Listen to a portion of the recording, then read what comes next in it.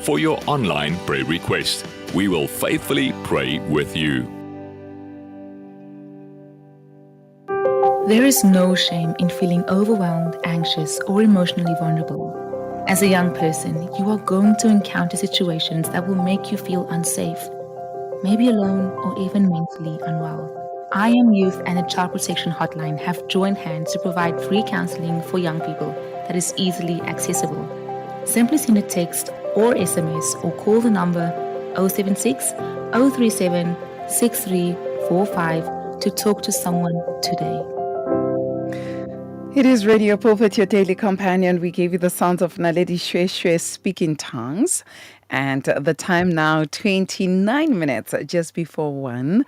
And Yama family, I mentioned that when we come back from Naledi Shwe's song, I will be talking to Danie van Loggerenberg.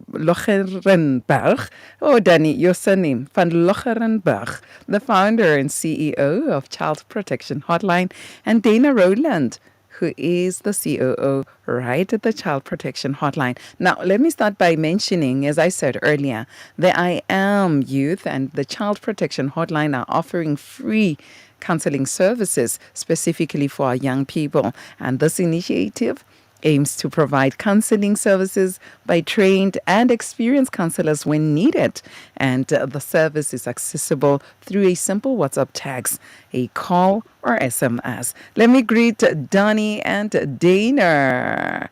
Hi, Danie. Hi, Dayna. How are you guys? We are very well, thank you. How are you?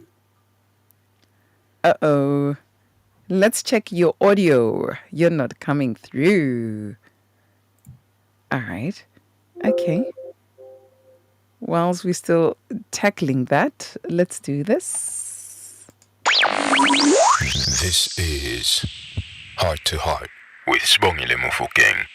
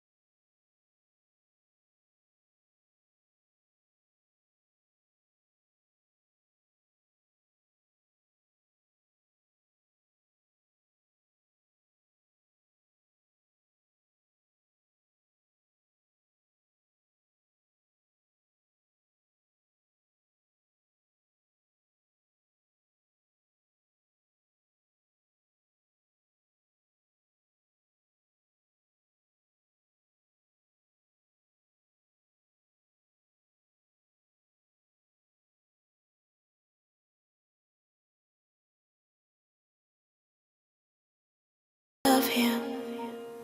Long for a child that will give him their all, give it all. He wants it all. This is Heart to Heart with Sibongile Mofokeng on Radio Pulpit. Heart to Heart. Forever Jones this afternoon. He wants it all. I am back again with Danie and Dayna. Hi, Danie. How are you? I'm very well, thanks. How are you? I'm good. Dayna, how are you? I'm very well, thanks, and you? I'm good. Wow. We are back at it again, talking about the free youth counseling. Can you take us back to what inspired the partnership between the I Am Youth and Protection Hotline to offer free counseling services for our young people? Danie? Oh, well, I think what inspired that was there was an opportunity for us to have a conversation with your teams, both Radio Pulpit and I Am Youth, to have a conversation in how are we going to reach more of the youth? How are we going to speak to them? How are we going to make sure that they are okay? And in at that moment, one of the ideas that your station played with was to have a counseling option available to people that don't know where to go. And because you obviously are a media brand, you've got way more exposure.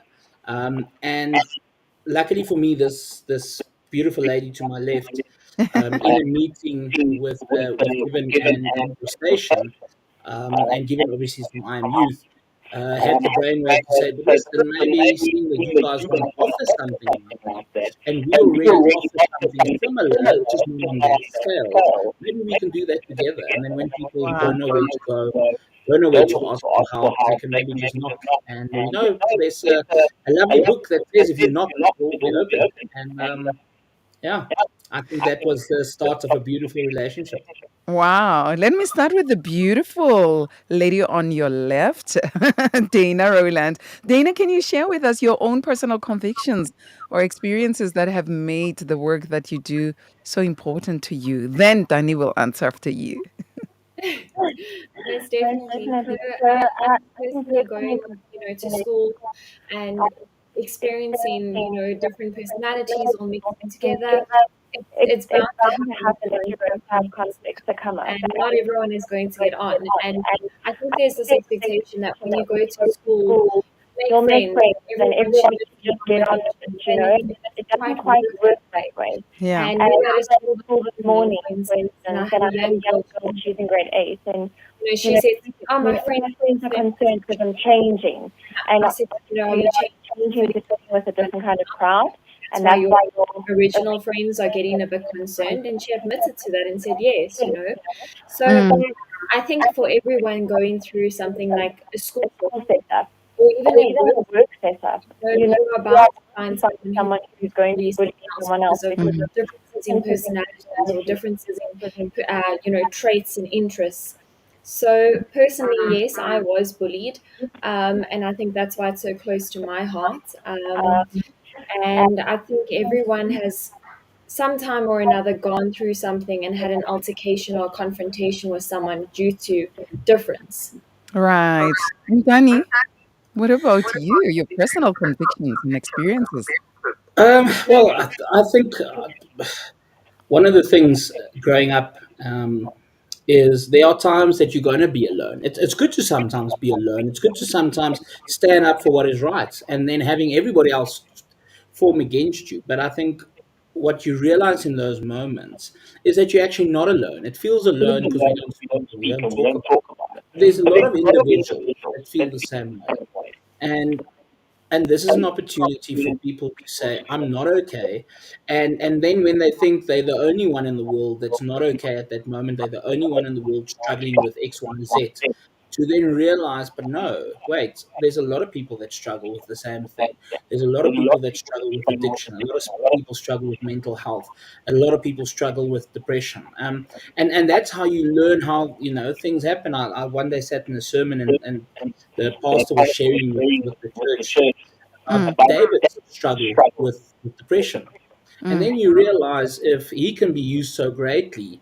I remember afterwards speaking to a few people, and it made it feel like there's hope. And I think that's exactly what we want to offer is there is hope. Please don't give up because it feels heavy. Because there's a lot of people that have carried that heavy before you, and there's a way to cope. I mean, one of the kids that spoke to me this morning literally asked for that. How do I cope? And we can chat about that. Yeah.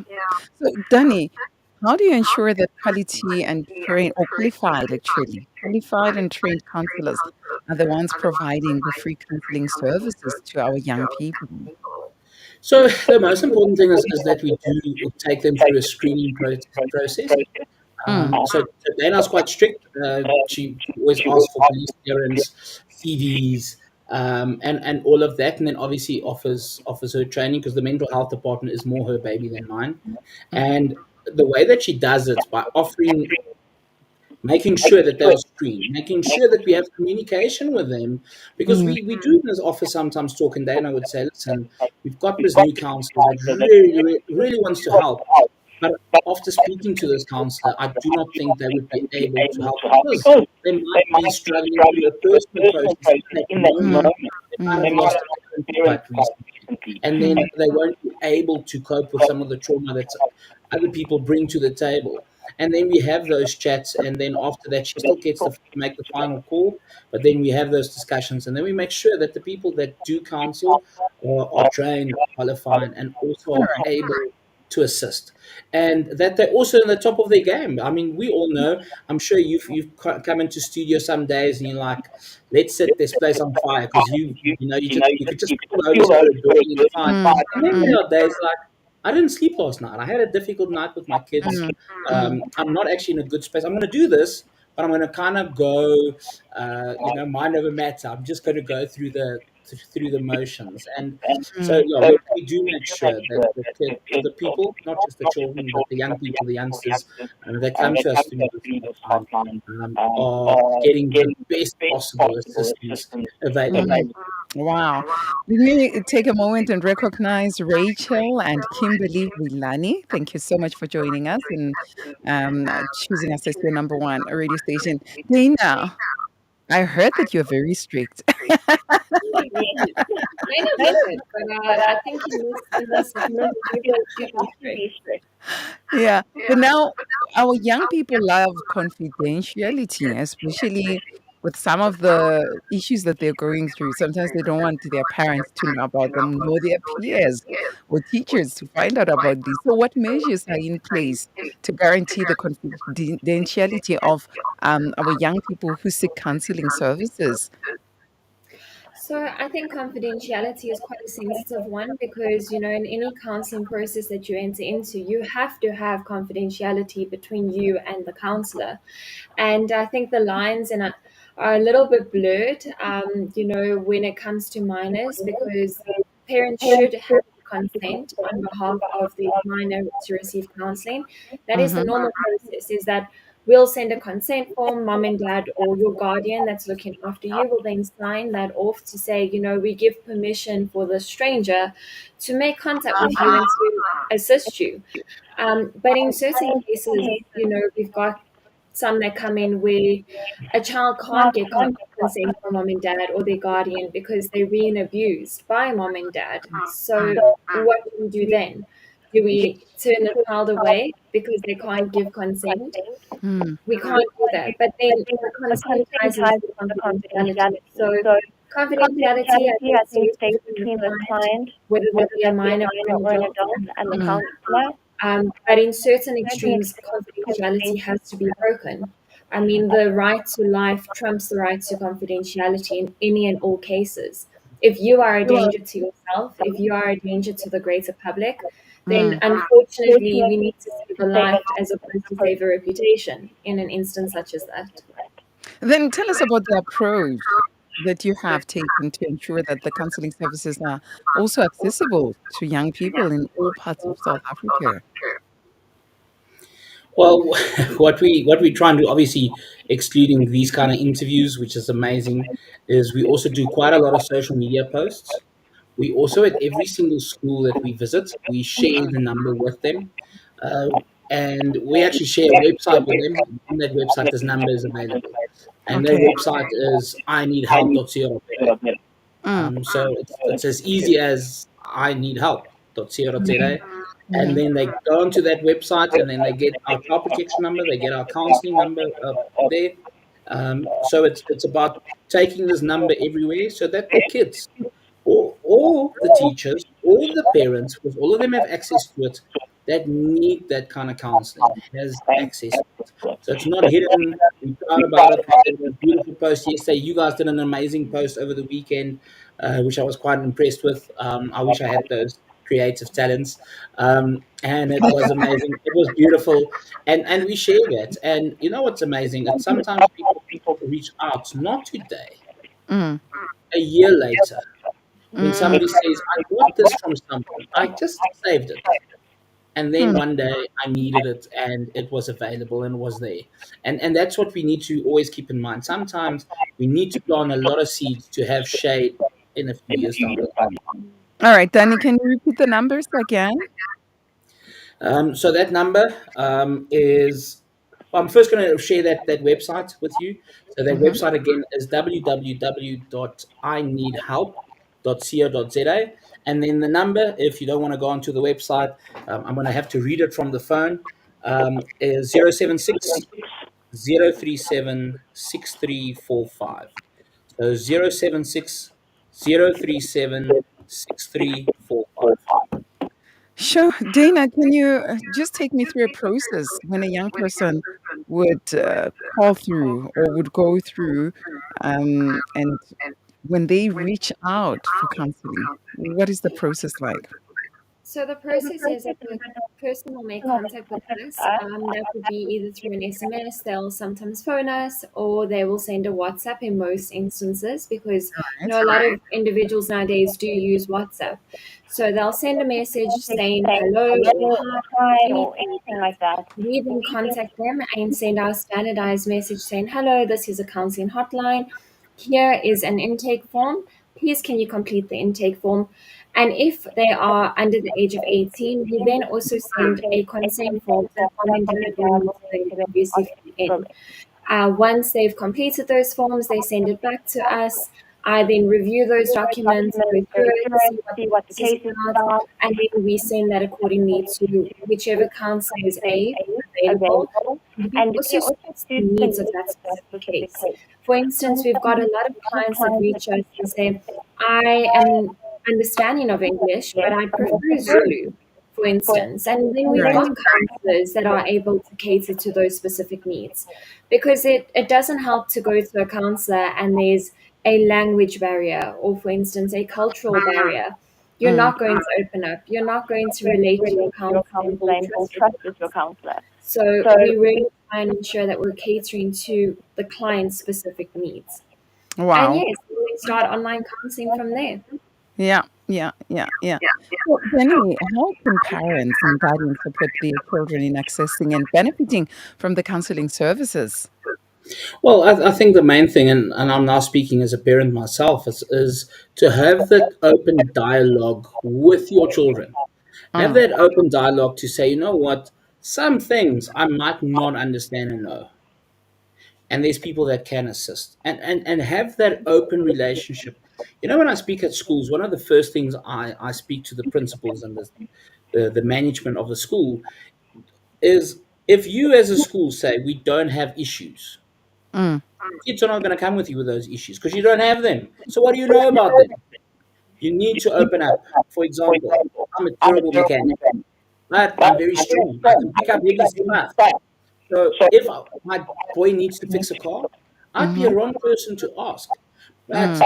we need to be honest about that. My boy, that's not my strong point, but we can go somewhere. So I think the way that parents can assist their kids and guardians is by allowing them that openness, that Mm-hmm. freedom to say, you know what, I'm struggling, and to Mm. not judge them, but to allow them that safe space to ask for the help and assistance they need.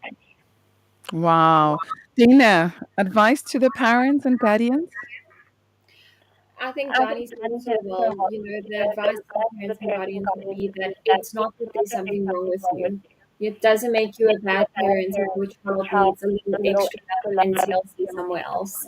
And it's to not take it as a personal attack. So in order to really raise your child in an environment that's well-rounded, you need to know where your downfalls are, as Danie mentioned. And if someone else needs to step in, it doesn't just take one person to raise a child. It takes a whole bunch of individuals working together to raise that child. So to let go a little bit, in a safe, a monitored manner, of course, but let go, allowing the child that freedom to get the help that they need if they do need it. And again, take it as a personal attack. It's not on you. You are doing the best that you can possibly do. Someone else also needs to help along the way. And if I just say, when COVID started, I realized I'm a terrible teacher. I was not good. I didn't have the patience. I didn't have any of those skill sets that we sometimes take for granted. I sat with my daughter, and I love it to bits. 5 minutes into the first set of math questions we had to do together, I realized that maths to me comes naturally. To her, not so much. And I wasn't a good teacher. And it was okay in that moment to say, I need help. I need help. I need you. The history I can do, the science I can do, but the maths I cannot do with you. I might have to then teach her how to smuggle in calculators and stuff, and that's not what we want. Oh my. So the number again, is it the same number that is a WhatsApp number and an SMS, and the youth can call the same number, the 076 number, 037? Yes, 100%. WhatsApp, SMS, and phone call. Okay. We want to say, if you are going to phone that number, it is important to note that we want to take you back to WhatsApp. Why do we want to take you back to WhatsApp? Because that's where we're going to send you your consent forms. Okay. Before we have your consent forms, or at least your information, so we can open up your case file. We cannot counsel you. So yes, unfortunately, that is what it is. And why is that important? If I just phone a counseling line and I say, for example, I want to hurt my wife, I'm going to throw her tonight with a brick because I'm upset with her. Where are we going to now search for that help and assistance? And that's very unfair to do to one of our counselors. It's also not fair to the person that kind of asked help but didn't really ask help.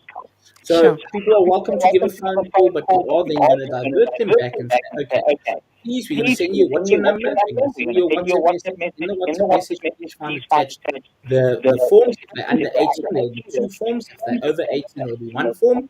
And that form will be the information. So if then somebody then in a counseling session says, I want to hurt my wife, access to the address, and we know where to send help, as Dayna said, the right to life trumps the right to confidentiality, and that's just important because we do sometimes hear because that phone travels between all of us, and I've had that phone myself, and then sometimes people do phone and they're like, I immediately demand counseling now, and then we have to explain, I get that, we can start maybe in 10 minutes, but we just need to quickly go through the protocol as would be at any normal practice of any other sort. You can't just pitch up, throw a key somewhere and say, somebody fix my car. No, that's my car. That one, here's the key. Please help me. Wow. You guys go through a lot. You guys go through a lot. May the Lord keep keeping you. Can we repeat the number and the website again?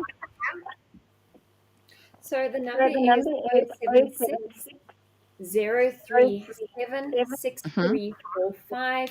And then you said the website, www.ineedhelp.co.za, and there's no capital letters and there's no spaces in between. All righty then. Thank you so much, Dayna. Thank you, Danie, again for talking to us. All of God's best. I don't think your work is easy, but you can do all things through Christ. Let Him keep keeping you and moving you forward. Thank you for talking to us. Thank you for the time and opportunity. Bye. Bye. And yes, my family, we were just talking to Danie and Dayna from the Child Protection Hotline. Do you remember that I Am Youth and Child Protection Hotline are offering free counseling services specifically for our young people? And this initiative aims to provide counseling services by trained and experienced counselors when needed. And these services are accessible through a simple WhatsApp text, a call, or an SMS. And the number 076 037 6345. 076 037 6345. Alternatively, you can go to the website, which is www.ineedhelp.co.za. No capital letters, no spaces in between. It's ineedhelp.co.za. There is no shame in feeling overwhelmed, anxious, or emotionally vulnerable. As a young person, you are going to encounter situations that will make you feel unsafe, maybe alone or even mentally unwell. I Am Youth and the Child Protection Hotline have joined hands to provide free counseling for young people that is easily accessible. Simply send a text or SMS or call the number 076 037 6345 to talk to someone today. Sihamba ngokukholwa hayi ngokubona. Hamba nathi. Radio Pulpit 657 AM. Umngani wakho wemihla ngemihla.